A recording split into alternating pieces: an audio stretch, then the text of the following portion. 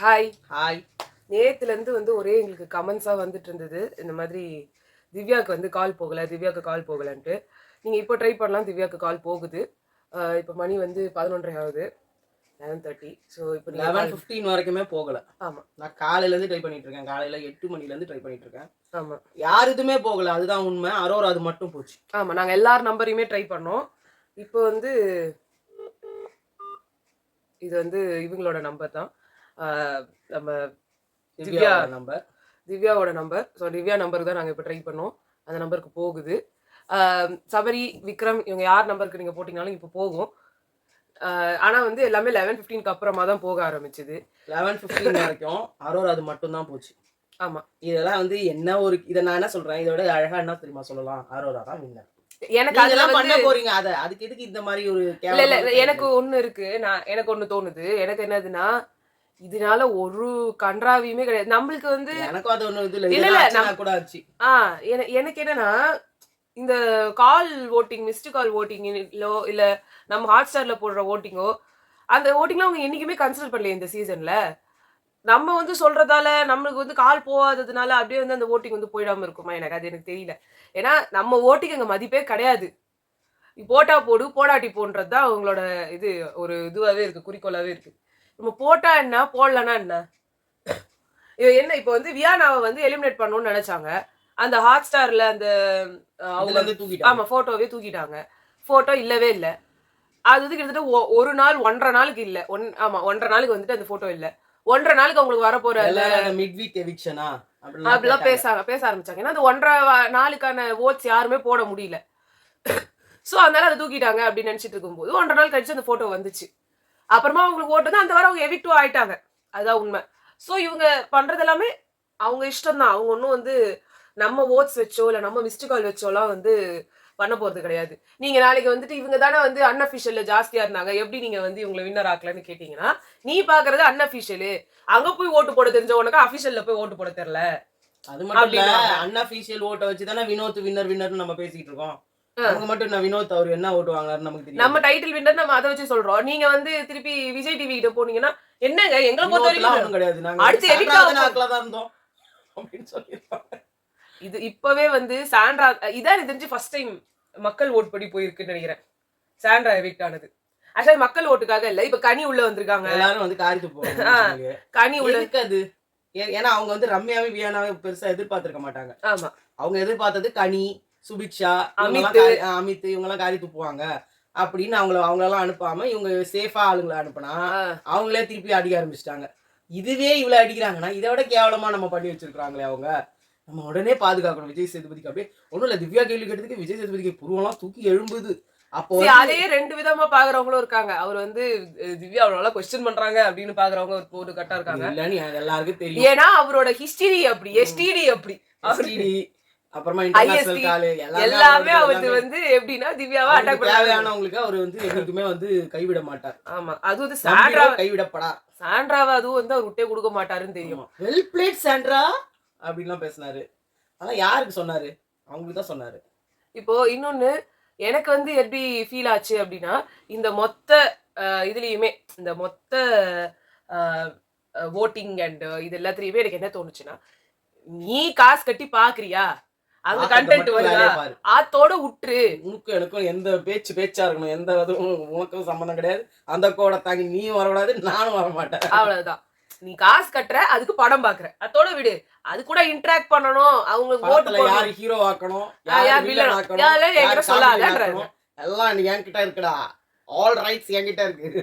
So நீ நம்மளும் வந்து அப்படியே விட்டுற வேண்டியதா. இது நீங்க வந்து எப்படி ஒரு சீரியல் பார்த்து இங்க இப்ப வந்து சிறகடிக்க ஆசைக்கு வந்துட்டு எல்லாரும் வந்து சொல்லியிருந்தாங்க, ஏடா 2 வருஷமா ரோஹிணியை வந்து இது பண்ண மாட்டீங்களேடா, அவளை எக்ஸ்போஸ் பண்ணுங்கடா. என்ன உங்க சீரியல் டைரக்டர் நம்ம வந்து கேட்டாரா என்ன? இவ்வளவு வருஷம் கழிச்சு இப்பதானே கேட்டு வந்து அதை எக்ஸ்போஸ் பண்றாரு. அதுவும் என்னன்னா தெரியல. இல்ல சீரியல் அதை விடு.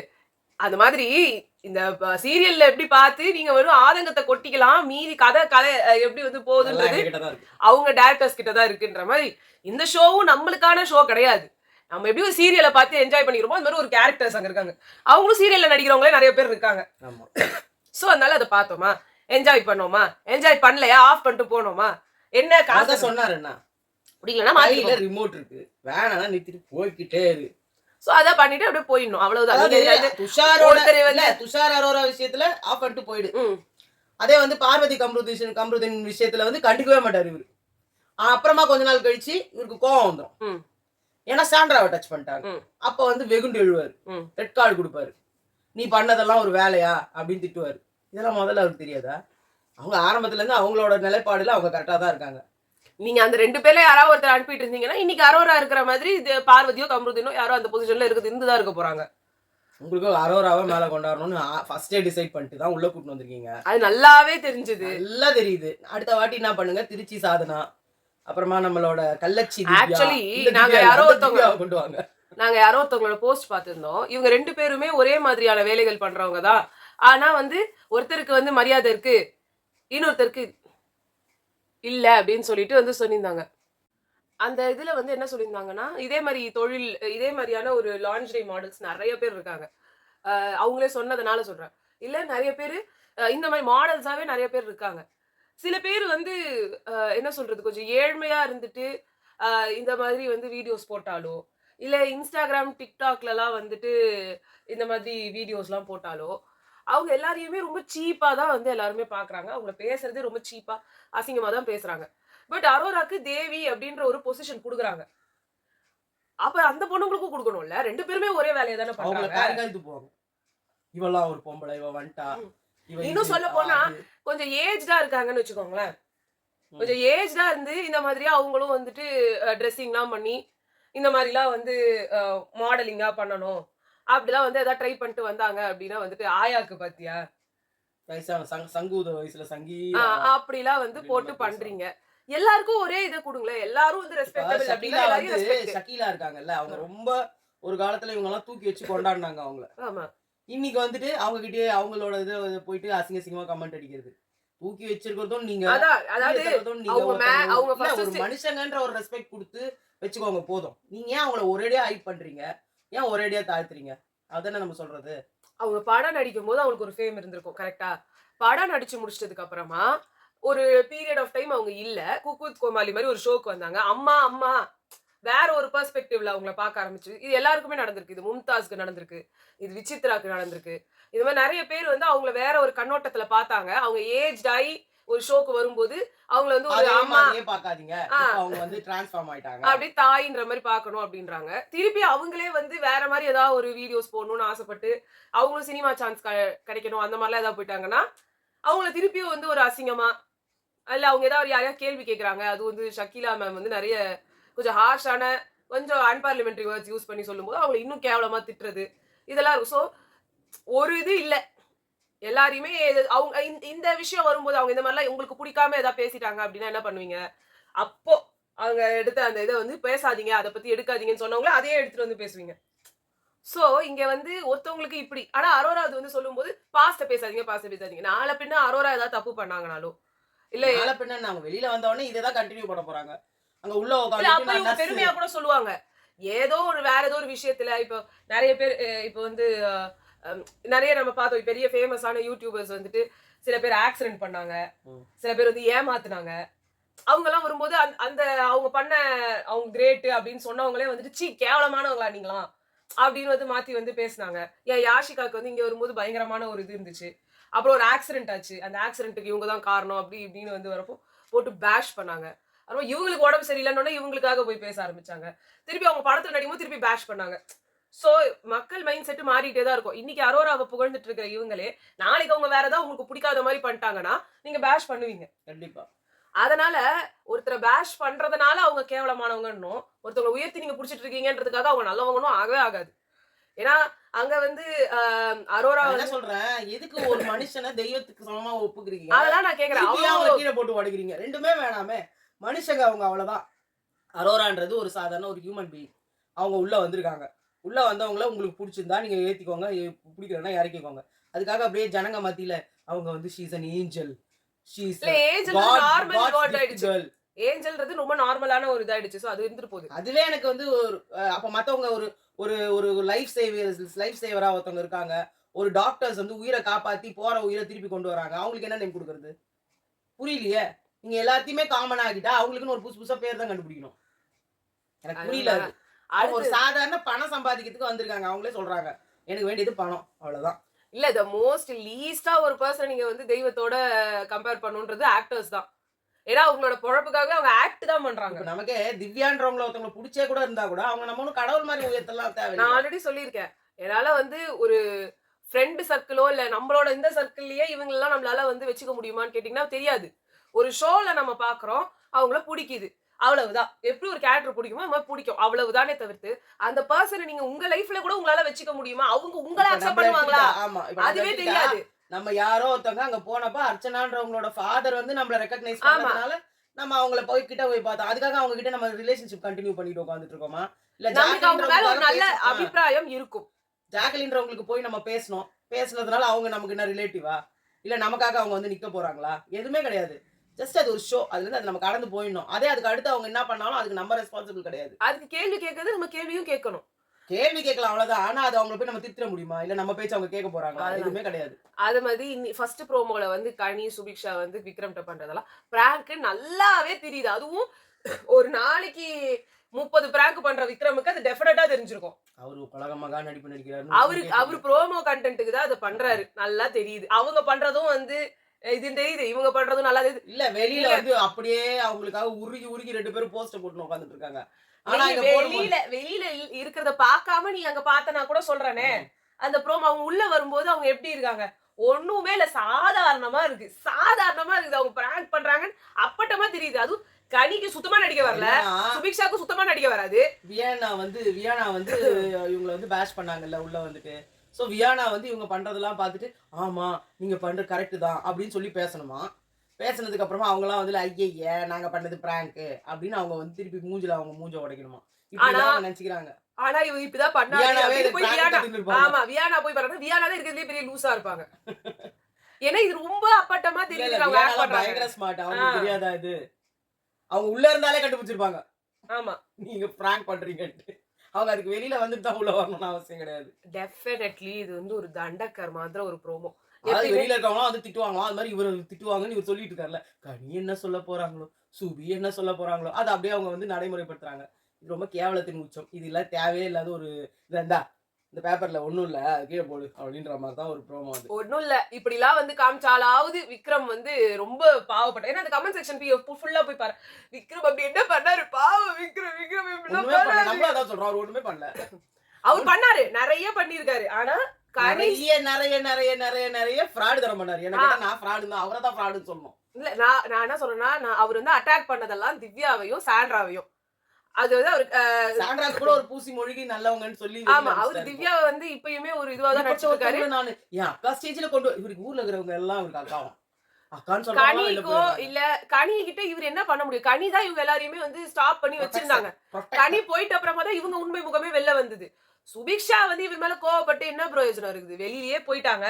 90 நாள் அவங்க வரக்கூடிய கேண்டிடேட்டே கிடையாது. சும்மா அவங்கள வந்துட்டு ஓவரா ஹைப் பண்ணி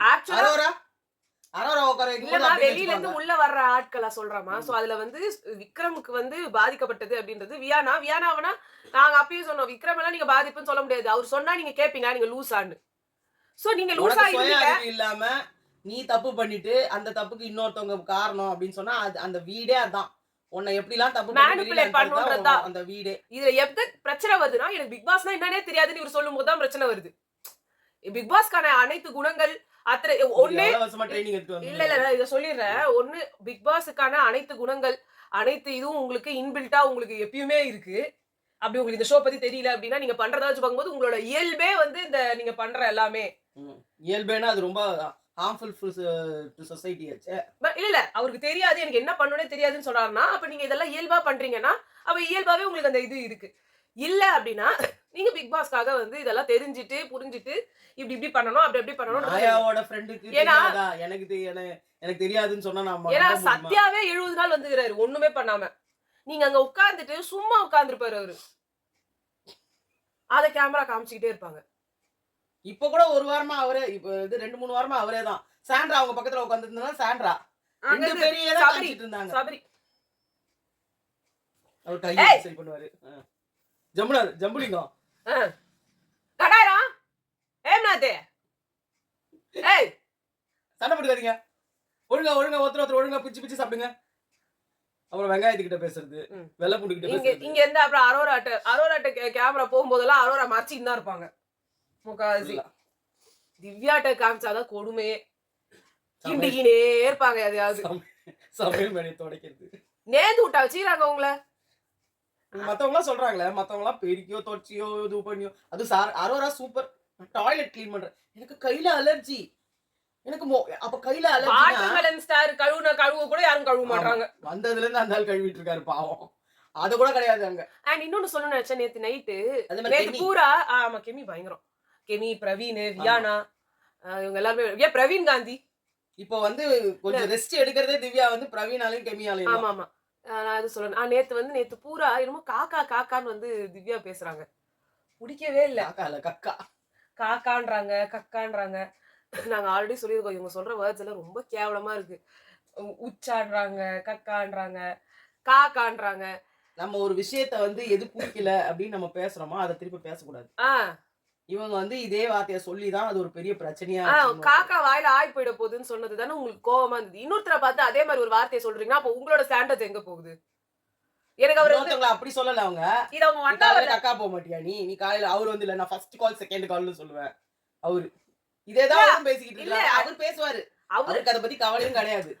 அவரு ஏதோ ஒரு டீசென்சி மெயின்டைன் பண்றத கூட நீங்க உங்களை வந்து அவர் கடுப்பேத்திட்டாருதான். உங்ககிட்ட ரொம்ப கேவலமா நடந்துகிட்டாருதான். அதுக்கு நீங்க உங்களோட டிக்னிட்டியை இழந்து கேவலமா பேசணும்ன்ற அவசியம் கிடையாது.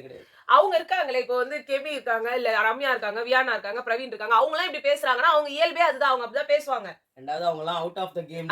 நீங்க கேம் உள்ளே இது சபரியும் அப்படிதான் பேசிட்டு அந்த ரெண்டு பேரும் தான் உட்கார்ந்துட்டு அவருக்கு அட்வைஸ் பண்றதா நினைச்சு இவங்களோட டிக்னிட்டி இவங்களே குறைச்சிக்கிறாங்க. நீங்க எந்த தப்புன்னு சொல்லி நின்னீங்களோ அதே வார்த்தையை நீங்க பயன்படுத்துறது கேவலம். அப்படி பயன்படுத்த கூடாது. அப்படி பயன்படுத்துறதுன்றது அசிங்கம்.